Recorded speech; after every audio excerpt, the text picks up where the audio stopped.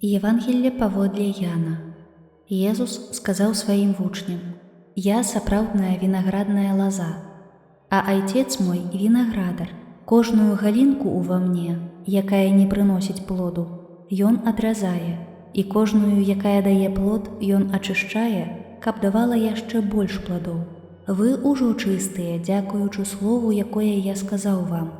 Заставайцеся ува мне, а я ў вас. Як галінка не можа прынесці плоду сама з сябе, калі не застанецца ў вінаграднай лазе, так і вы, калі не будзеце ўва мне. Я вінаградная лаза, вы галіны.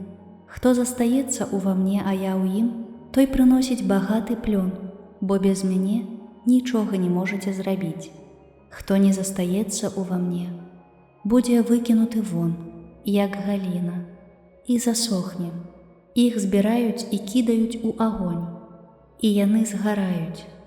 Калі будзеце ўва мне, і словы мае ў вас будуць, прасіце, чаго захочаце, і станецца вам.